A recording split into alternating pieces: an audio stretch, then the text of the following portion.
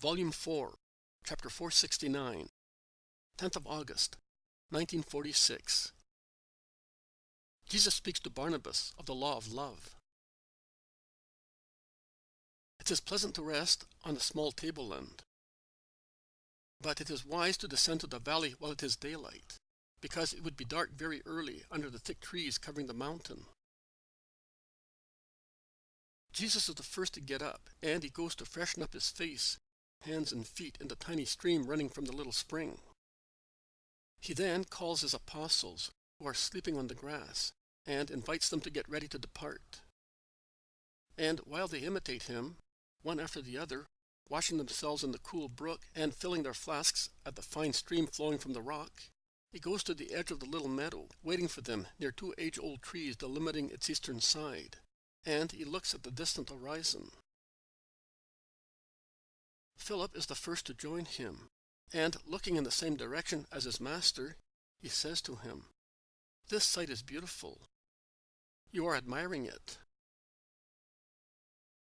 "Yes, but I was not looking only at its beauty." "At what, then?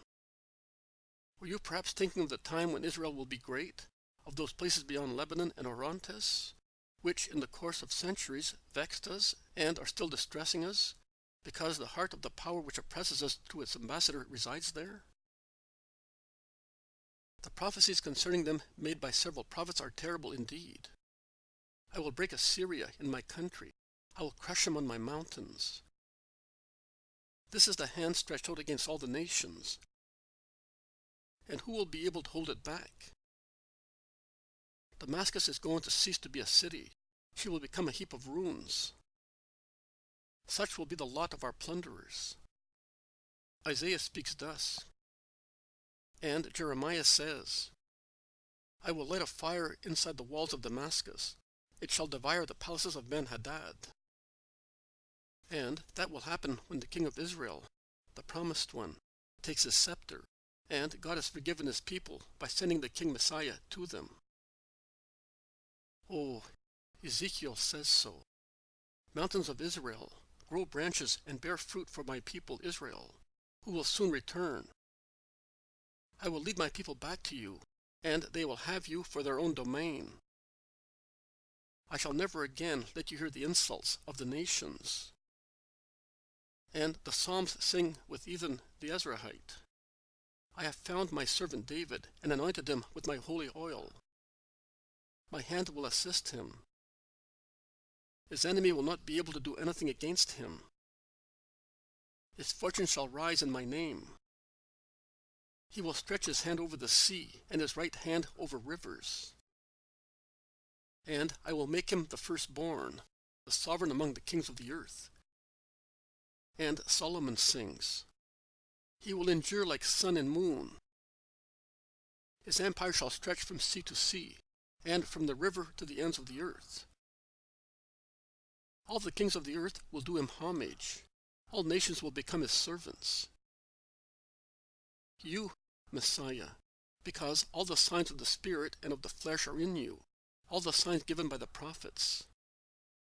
Alleluia to you, Son of David, King Messiah, Holy King." "Alleluia," shout in chorus the others who have joined Jesus and Philip, and have heard the latter's words. And hallelujah echoes through gorges and hills. Jesus looks at them very sadly, and he replies, "But do you not remember what David says of the Christ, and what Isaiah says of him? You are taking the sweet honey and the inebriating wine of the prophets, but you are not considering that in order to be the King of Kings, the Son of Man will have to drink bile and vinegar, and dress himself with the purple of his own blood. But it is not your fault if you do not understand. Your error in understanding is love. I would like a different love in you, but for the time being you cannot. Ages of sin are against man, preventing them from seeing the light. But the light will demolish the walls and will enter you. Let us go." They go back to the mule path, which they had left to go up to the remote plateau, and they descend quickly towards the valley. The apostles speak to one another in low voices. Then Philip runs ahead, joining the Master, and asks, "Have I displeased you, Lord? I did not want to. Are you angry with me?" "No, Philip, I am not. But I would like you at least to understand. You were looking there with such keen desire, because I was thinking of how many places have not yet had me, and will not have me, because my time flies. How short is the time of man, and how slow man is in acting. How much the Spirit feels such limitations of the earth. But, Father, may your will be done. But you have covered all the regions of the old tribes, my Master. You have sanctified them at least once, so one can say that you gathered in your hands the 12 tribes. That is true. But afterwards, you will do what time did not let me do. Since you can stop rivers and calm seas, could you not slow down time? I could. But the Father in heaven, the Son of the earth, the love in heaven and on the earth, are eager to accomplish forgiveness. And Jesus becomes engrossed in deep meditation, which Philip respects, leaving him alone and joining his companions to whom he relates his conversation. The valley is now close at hand, and a road can already be seen, a real main road, which, from the south, proceeds westwards, bending just at the foot of the mountain and running along its base. It then runs straight towards a fine village lying in the green near a little river, the bed of which is covered with stones, with a few resisting reeds here and there, particularly in the middle, where a little stream, just a tiny stream, persists in flowing towards the sea. They all gather together before taking the main road, and they have only walked a few meters when 2 men come towards them, waving their hands to greet them. 2 disciples of rabbis, and one is a Levite. What do they want? The apostles ask one another, and they are not at all happy to meet them. I do not know how they can infer that the 2 are disciples, and that one is a Levite. I do not yet understand the meaning of tassels and fringes, and other secrets of Israelite garments. When Jesus is about 2 meters away from the 2 men, and when no misunderstanding is possible, as the road is now clear of wayfarers, hurrying towards the village on foot or on horseback, he returns their repeated greetings and stops, waiting. "Peace to you, Rabbi," says the Levite who previously had just made low bows. "Peace to you." "And to you," says Jesus, addressing the other one. "Are you the rabbi named Jesus?" "I am." A woman came into town before the 6th hour, and she said that she had spoken on the road to a rabbi greater than Gamaliel, because besides being wise, he is good. The news reached us, and our masters put off our departure for Jerusalem and sent us all out to look for you. 2 of us on each road going down from Giscala to the roads in the plain. In their names and through us, they say to you, 'Come into town, because we want to consult you.'" "Why?" "That you may declare your opinion on an event which took place in Giscala, and of which the consequences are still lasting." "And have you not the great doctors in Israel to give you their opinions?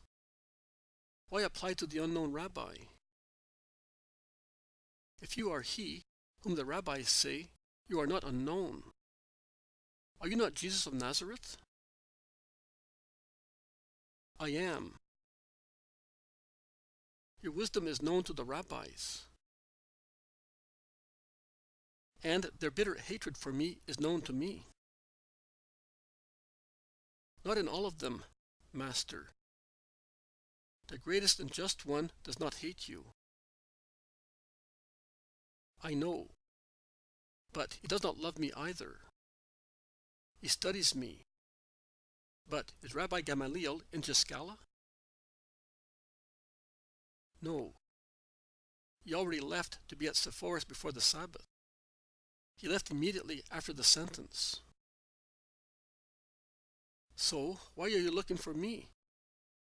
I have to keep the Sabbath as well, and I can just reach the place in time.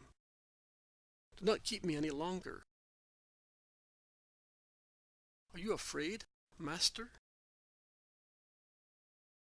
I am not afraid, because I know that, so far, no power has been given to my enemies. But I leave the joy of judging to wise people. What do you mean? That I do not judge.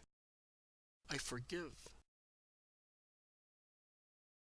You can judge better than anybody else. Gamaliel said so. He said, only Jesus of Nazareth would judge with justice in this case. All right. But you have already judged, and the matter can no longer be mended. My opinion would have been to calm passions before striking. If there was a fault, the guilty man might have repented and redeemed himself. If there was no fault, there would have been no punishment, which, according to some people, is, in the eyes of God, the same as willful murder. Master, but how do you know? The woman swore that you spoke with her only of her matters. And you know. So, are you really a prophet? I am who I am. Goodbye. Peace to you.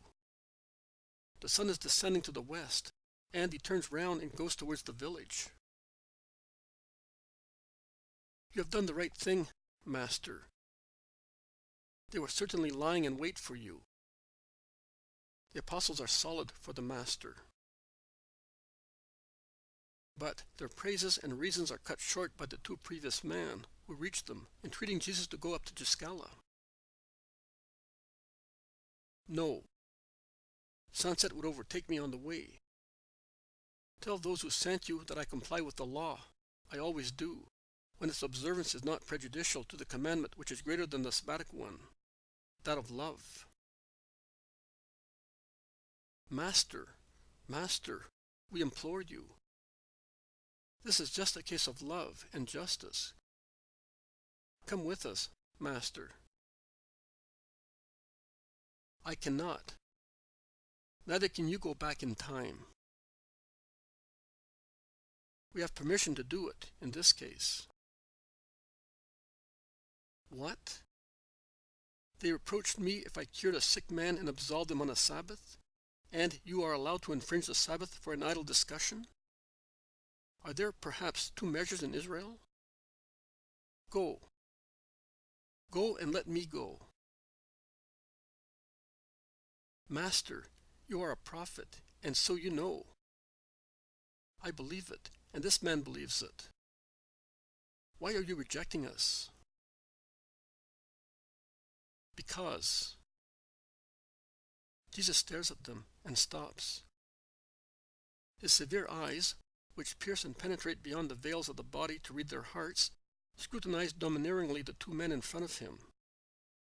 And then, his eyes, so unsustainable in severity, so mild in love, change, assuming such a loving and merciful expression that if previously a heart trembled with fear because of their powerful look, now it trembles with emotion in the presence of the bright love of the Christ. Because, he repeats, not I, but men reject the Son of Man, and he must distrust his brothers. But to those whose hearts are without malice, I say, come, and I also say, love me to those who hate me. So, Master? So I am going to the village for the Sabbath. At least wait for us. I am leaving at sunset of the Sabbath. I cannot wait. Two men look at each other. They consult each other, remaining behind. Then, the one whose face is more open, and who has spoken almost all the time, runs back. Master, I am staying with you until after the Sabbath. Peter, who is beside Jesus, plucks his tunic, compelling him to turn it to his side, and whispers, "No." A spy. Judas Thaddeus, who is behind his cousin, says in a soft voice, "Don't trust him." Nathanael, who had gone ahead with Simon and Philip, turns round and looks sternly, meaning, "No." Even the two most trustful ones, Andrew and John, shake their heads from behind the pestering fellow. But Jesus does not pay attention to their suspicious fears, and he replies briefly, "Stay, and the others must resign themselves." The man is now happy and feels more at home. He also feels that he must tell his name, who he is, why he is in Palestine, although he was born in the diaspora, that he was consecrated to God from his birth, because he was the consolation of his parents, who, grateful to the Lord for having him, entrusted him to relatives in Jerusalem, that he might be of the temple. It was there, while serving the house of God, that he met Gamaliel and became his diligent and loved disciple. They named me Joseph, because, like the ancient one, I relieved my mother of the grief of being barren. But my mother always said, "my consolation," when she fed me, so I became Barnabas for everybody. Also, the great rabbi calls me thus, because he finds solace in his best disciples.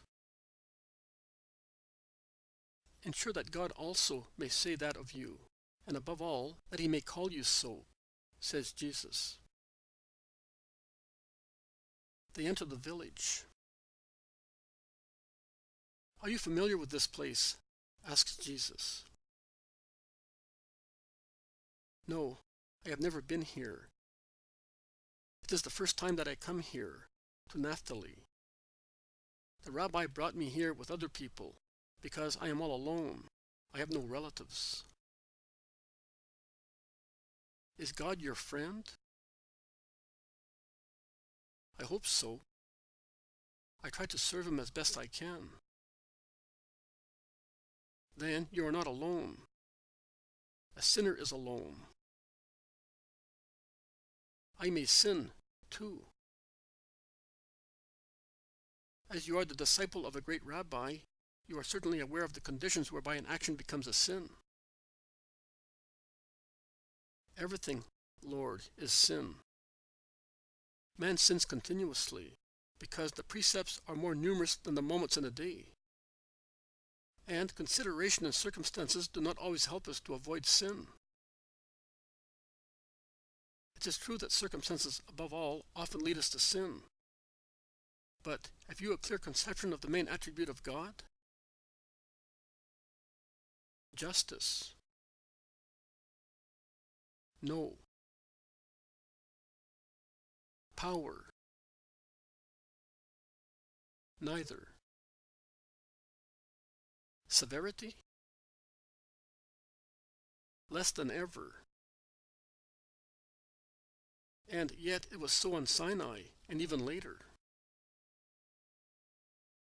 The Most High was then seen amidst lightning, which encircled the face of the Father and Creator with awful halos. You really do not know the true face of God. If you knew him and the Spirit, you would know that the main attribute of God is love, and merciful love. I know that the Most High has loved us. We are the chosen people, but it is tremendous to serve him. If you know that God is love, how can you say that he is tremendous? Because by sinning, we lose his love. I have already asked you whether you know the conditions whereby an action becomes a sin. When it is not an action of the 613 precepts, or of the traditions, decisions, customs, blessings, and prayers, besides the 10 Commandments of the law, or it does not comply with the teaching of the scribes, then it is a sin. Even if man does not do it with perfect knowledge and perfect consent of will? Yes, even so. Because who can say, I do not sin? Who can hope to have peace in Abraham after death? Are the spirits of men perfect? No, because Adam sinned, and we have that fault in us. It makes us weak. Man has lost the grace of God, the only strength to support us. And does the Lord know that? He knows everything. So, do you think that he has no mercy, taking into account what makes man weak? Do you think that he exacts from the smitten descendants what he could exact from the first Adam? That is where lies the difference, which you do not take into consideration. God is justice. I agree. He is power. I agree. He may also be severity with the unrepentant sinner who perseveres in his sin. But when he sees that one of his children, all men are children on the earth, which is 1 hour of eternity for the spirit, that becomes adult at its spiritual examination of eternal majority at the moment of the particular judgment, when he sees that one of his children errs because he is absent-minded, or slow in distinguishing, or not very well educated, or because he is very weak in one or more things, do you think that the Most Holy Father may judge him with inflexible severity? You said it yourself, that man lost grace, the strength to react against temptation and incentives. And God knows that. And one must not be afraid of God and shun him as Adam did after his sin. But man ought to remember that he is love. His face shines upon man, not to reduce them to ashes, but to comfort them as the sun comforts with its beams. Love, not severity, radiates from God. Sunbeams, not flashes of lightning. In any case, what did love impose of his own will? A burden which cannot be carried? A code of numberless chapters easy to be forgotten? No. Just 10 commandments, to bridle like a colt the animal man, who without bridle goes to rack and ruin.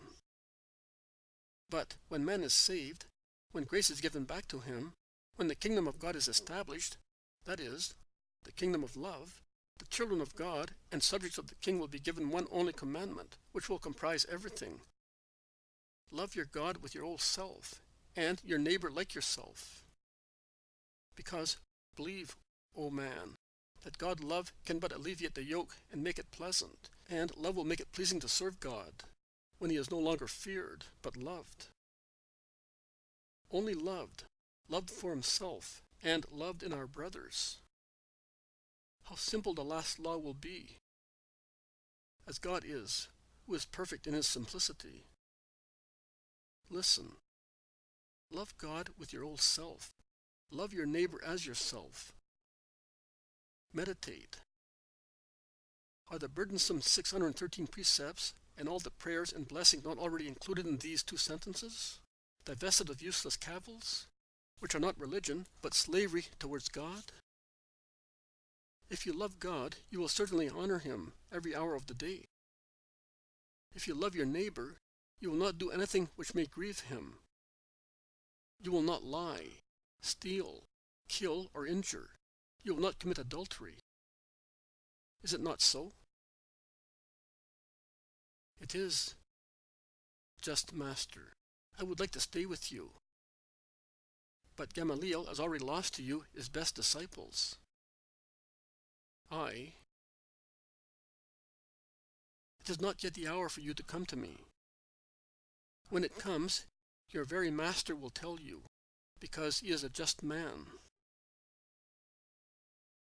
He is he not? Do you say so? I say so because it is the truth. I am not one who knocks people down to rise above those who have been knocked down. I recognize everybody's rights. But they are calling us. They must have found lodgings for us. Let us go.